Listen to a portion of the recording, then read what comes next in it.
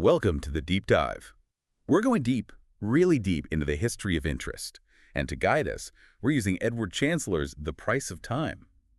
Got some fascinating excerpts here. It's amazing how, such a seemingly simple concept, interest, has played such a huge role in, well, in everything, really. I mean, economies, societies, it goes way back. Way back. Huh. The book actually starts in ancient Babylon. And get this, interest wasn't always this fixed percentage thing we're used to. Oh, yeah. It was all tied to the harvest. Higher interest when barley was plentiful, lower rates when things were a little tight. So, like, you could get a better deal on your loan based on what time of year it was? Wild. Exactly. Shows how interest has always been about more than just, money, right? It's about scarcity, risk. It's human nature to want things now rather than later. So think about it. A loan right after harvest when everyone's flush with grain, less risky than one during, like, a drought. Totally. Okay, let's jump ahead. 17th century England, bigwigs, Shakespeare. Yeah. And, yep, arguments about interest rates were already a thing. Big time. We had Josiah Child, a big shot merchant pushing for low rates to get the economy humming. Kind of like a 1600s version of what the Fed does now. Like those zero-down, zero-interest car commercials. But some people weren't exactly on board with this whole low-interest rate thing, right? Right. This is where John Locke comes in, the life, liberty, property guy. He said, hold on, just slashing interest rates doesn't magically create wealth. Yeah, like all those get-rich-quick schemes. They always sound too good to be true, right? Exactly. Yeah. Locke was all about hard work, being thrifty, the things that actually build wealth, not just cheap money. He saw rates as a reflection of what's really going on in the economy, not just some knob to be fiddled with. And this is important. That same argument, it's still going on today. Is it the government's job to set rates? Or is it just reflecting deeper market forces, stuff that affects how much you pay for, like your house or your car loan? And speaking of things that sound too good to be true, 18th century France. Excess everywhere. Everyone's trying to get rich quick. Enter John Law and the Mississippi Bubble. Ah, John Law, ambitious guy, maybe a little too confident. He convinced a whole nation that this Mississippi company is going to make them all incredibly wealthy. It's like the classic story of easy money and what happens next. This John Law, he sounds like quite a salesman. So how'd that plan work out for everyone? Well, let's just say that when you keep interest rates artificially low and flood the system with money, sometimes you don't get the outcome you expected. Okay, so we've got John Law, artificially low interest rates. Everyone's going crazy for this Mississippi company. Yeah. What could go wrong? Well, it's a bubble, right? Classic bubble. People piled in, drove the price of the shares sky high, but there was nothing really there to support it. And when it burst, and they always do, it wrecked fortunes, threw France into chaos. Let's just say those duchesses probably wish they had held onto their, Yeah, ouch. Talk about a cautionary tale. Yeah, But yeah. this easy money thing, it's like, we never really learn, do we? Nope. And Chancellor, he points to all these examples, like after Law, there was the canal mania in the 1790s. Investors, same thing. Low interest rates, they poured money into canals, tons of them, but many of them not really profitable, you see. It's fascinating how these patterns just keep repeating across centuries. You'd think we'd learn. You would, but it's not just like ancient history. Think subprime mortgage crisis, 2008. Low interest rates, again, playing a role. It's like we can't resist that promise of a quick return, even if it means taking on too much risk. Right. Psychology, economics, all mixed together. Low rates, they create this feeling of, hey, easy money makes people take risks they normally wouldn't. If it sounds too good to be true, probably is. And it's not just us regular folks, right? Chancellor says institutions, like even the Federal Reserve, they get caught up in this too. Absolutely. Central banks, like the Fed, they're the big players when it comes to setting rates. And their heart's often in the right place, right? They want to stabilize things, make the economy grow, but sometimes, not always, what happens. So how does the Fed messing with interest rates lead to these booms and busts? Well, look at 2008 again. Crisis hits, what do? Slash rates like crazy, pump trillions into the system. And it worked. Kinda. Economy stabilized, averted disaster. But those super low rates, they had side effects. Yeah, those huge asset bubbles we saw, real estate, tech stocks. Everyone's looking for someplace to put their money. And hey, borrowing is cheap. Right. Now, it's not just interest rates, lots of factors, but no question, low rates play a role. Borrowing's cheap, risk-taking goes up, you get these bubbles in everything. Stocks, bonds, real estate, even art. It's like We're all on this financial roller coaster, and the Fed's got its hand on the controls. Pretty much. And Chancellor, he argues this whole era of low rates, it's led to this financialization. We're so focused on financial markets, manipulating things, instead of investing in, the real economy, making stuff, providing services. And that brings us to China, Yeah. right? They've got their own unique approach to interest rates, don't they? Oh, yeah, definitely. Their rise has been incredible, right? And part of it, it's what economists call financial repression. Financial repression. Okay, that sounds a little ominous. What is that?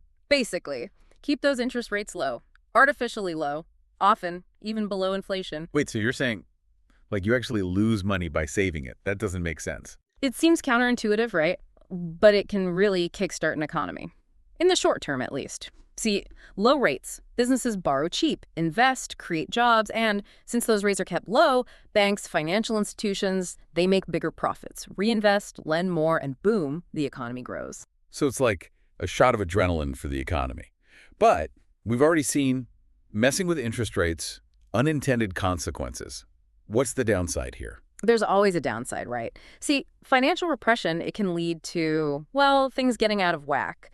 When interest rates aren't really reflecting the market, you get businesses investing in projects that in a normal market wouldn't make sense. So instead of the money going to the best businesses with the best ideas, it goes to what, like politically connected Yeah. businesses Mm-hmm. or projects that maybe aren't so good for the economy in the long run. Exactly. And when savers are losing money because interest rates are so low, they look for other places to put their cash. That's when you get those speculative bubbles we talked about. Real estate, stocks, even things like cryptocurrencies. So it's like squeezing a balloon. You push down one place, it pops up somewhere else. Exactly. And just like those historical bubbles, all that speculation, it creates imbalances. And eventually, things become unsustainable. So China's economic miracle, it's not all like sunshine and rainbows. Not quite. Chancellor points out all that growth. It's come with a huge increase in debt, corporate debt especially. And remember those bubbles? Yeah, China's got them too. Real estate, for example, prices are through the roof. Sounds like a recipe for disaster waiting to happen. Makes you wonder, right? Is their economic model really sustainable in the long run? Big questions. And it highlights the trade-off with this financial repression idea. It can boost growth, short term, no doubt, but risk of these imbalances, and those can come back to bite you later.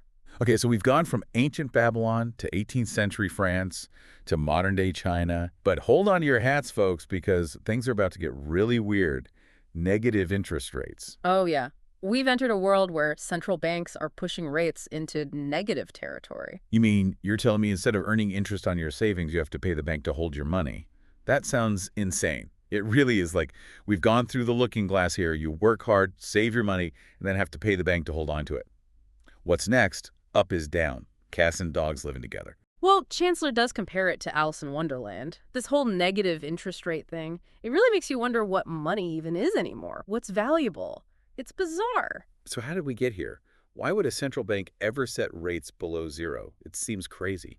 It's definitely a new thing, and it's usually a response to a stagnant economy or deflation. The idea is if saving is less appealing and borrowing is cheaper, people will spend more, invest more, get the economy moving again. So the thinking is if you're getting penalized for saving, might as well spend it, right? Or invest anything but just let it sit there. Right, trying to nudge people in a certain direction. But just like those other examples, it's a gamble. A gamble, how so? Well, for one thing, it messes with how financial markets normally work. Think about pension funds, insurance companies. They need to make a certain return on their investments, right, to meet their obligations. Negative rates make that way harder. Right, yeah. It's the whole system is built on certain assumptions, and then you pull out a foundational piece like that. Exactly. And then there's the unintended consequences. Some economists argue that negative rates could actually make banks lend less. Because if they're getting charged to hold money at the central bank, why lend it out? It's like trying to put out a fire with gasoline.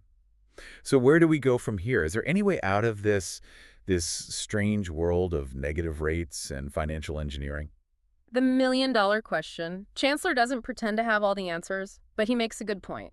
We need to get back to basics. Back to basics, like Yeah. what? Things like, fiscal responsibility, Yeah. sustainable economic growth. focusing on real investments, not just speculation, the things that actually build a strong economy long term. So less trying to game the system, more building something that actually lasts. Right. Exactly. True wealth, it comes from innovation, productivity, a healthy economy, not from inflating asset bubbles or manipulating interest rates. It's about the long game. A lot to think about. Yeah. Well, we've gone on quite a journey today with Edward Chancellor's The Price of Time. What's the one big takeaway you hope listeners are left with? I think it's that interest rates, they seem like this technical thing, but they're not. They have this huge impact on all of us, our lives, the world. It's a story that's been going on for thousands of years, and it's full of, well, like we've seen, it's full of surprises. And cautionary tales. Yeah, exactly. It's a reminder that there's no easy answers when it comes to the economy. We can't just keep putting off the tough decisions. We got to face the music sooner or later. Right. We got to be aware of those unintended consequences, have honest conversations about the trade-offs we're making. And maybe, just maybe, if we understand the history of interest, we can make better decisions about the future. Well said. It's been a fascinating deep dive into the power and the perils of interest. Big thanks to our expert for being our guide through this. And to you, the listeners, thanks for joining us on the deep dive.